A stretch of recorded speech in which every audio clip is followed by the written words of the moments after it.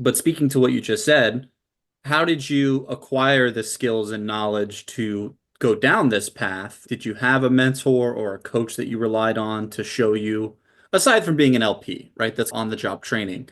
But did you have any kind of mentor or coach or system that you used to figure out where to go next? Well, as far as multifamily, I stumbled into it unwittingly, watched a video of somebody who's pretty well known. And I thought what I was going to watch was on social media, would be related to real estate. Turns out it was more about building a business.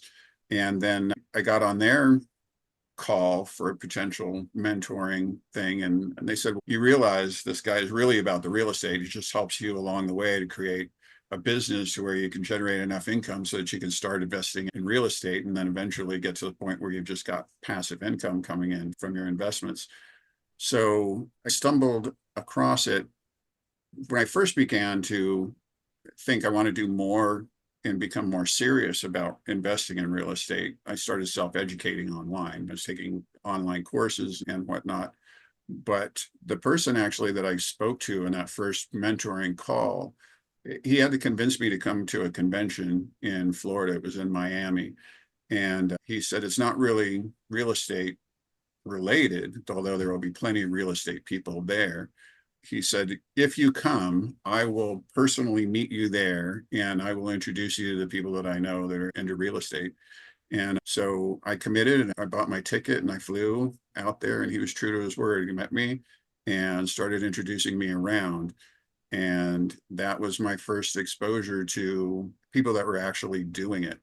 And at first it seemed like it was too good to be true, but the more people that I met and then more people that told me that they, like me, had a W-2 job, and within 18 to 24 months, and results may vary, but in 18 to 24 Mhm. months, they were able to quit their job. They'd replaced their income and they were moving on and achieving greater wealth than they'd ever imagined. That was the confirmation that I needed to hear. You hear a couple of Mhm. few people and you think they might just be padding their story or whatever a little bit, make themselves look good, but you keep meeting these people over and over. It's like, can't all be fibbing. So anyway, that's was really it. Going to the conventions and networking, masterminds.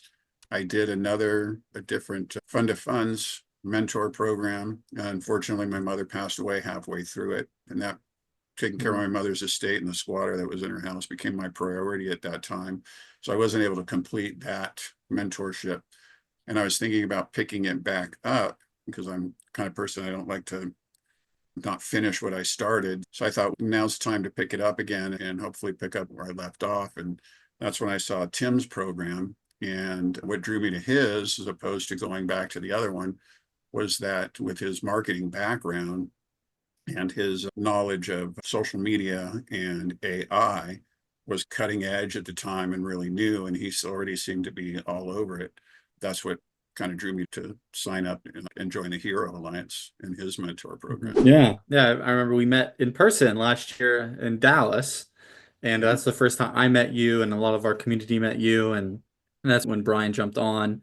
And so, yeah, being in the right rooms, right, with the right people is a big part of learning, not just the mentorship side, but being able to just pick someone's brain and see, hey, what was your experience to figure out what I should do? And it sounds like you stumbled into it, like you said, but then we get to the capital raise, what the show is about, capital.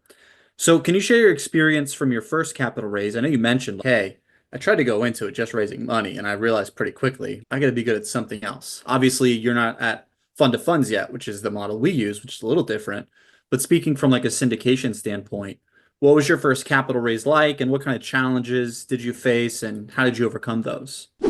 So my first capital raise was for a self-storage facility, and I started small. I did not have the friends and family list of very high net worth people. Where I came from with the retail store was it was a franchise. So I did have those people to draw from, but it is very true that you have to start local, especially if you don't have any prior experience with this. So as they teach you, your friends and family list in your phone is probably your first resource to draw from. And then getting over kind of the mindset of calling them up, sort of not necessarily cold calling them because there is a warming up process. Hey, this is what I'm doing. And just the idea of manifesting, really just putting it out there. Hey, I'm going to be a capital raiser and this is what I'm going to do, and letting people know and let that sink in a little bit. And then starting to talk to people about it. And that's a little awkward at first. But you get better at it. The more you talk about it, the easier it gets, the better you're able to communicate what you do and how it works.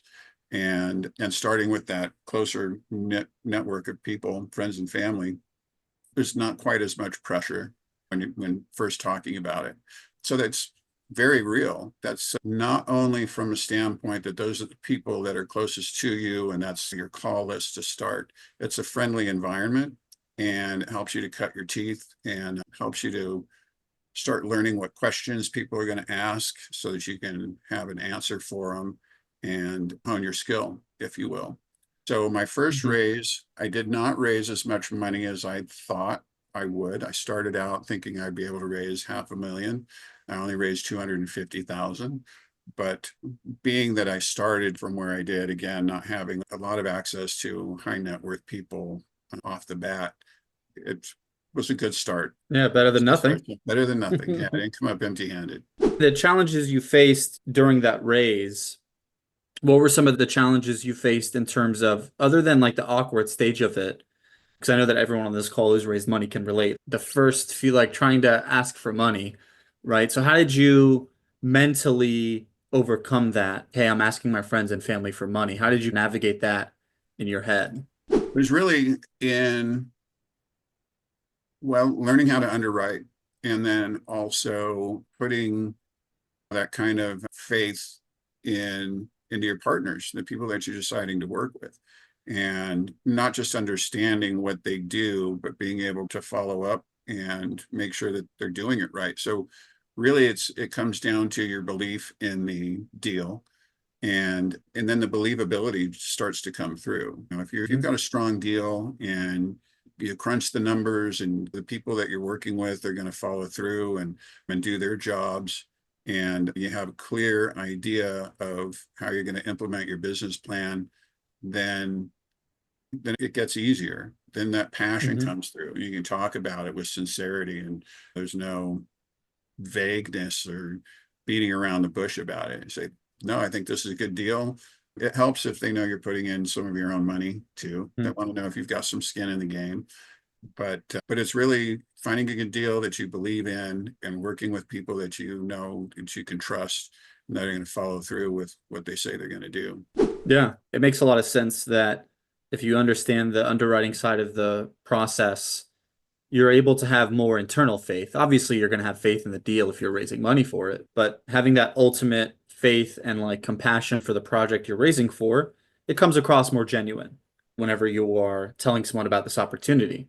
And that kind of goes into my next question of credibility, right? Everyone runs into this problem, whether it's friends and family, people that are warm. So, what are some ways that you've implemented to establish more credibility when it comes to talking to investors, whether they're friends and family or strangers that you meet online? It is a challenge. So that's part of the process. And it really stems from your base and executing what you say you're going to do, and then word of mouth starts to grow, and then the more you put it out there, the more people are going to hear about you, and it if people can trust like your inner circle, then it starts to grow exponentially, right? So if you've got 10 people and those 10 people know 10 people, then word starts to get out. But your credibility is everything. Your reputation in this industry is huge. It cannot be underestimated because there aren't a whole lot of people who do this. And with social media and the networking, everybody, they talk about 6 degrees of separation. It's 2 degrees, 3 degrees of separation in this industry. Word travels fast. And everybody understands that strange things can happen in a deal, and it's expected. No deals really that I've been aware of go without any complications or hitches. So people understand that it's your integrity, it's what you do when those things happen, how you deal with it, keeping the communication open, being transparent, and following through that builds your credibility. And like I said, when you're dealing with other people's money, especially friends and family initially, last Mhm. thing you want to do is lose their money.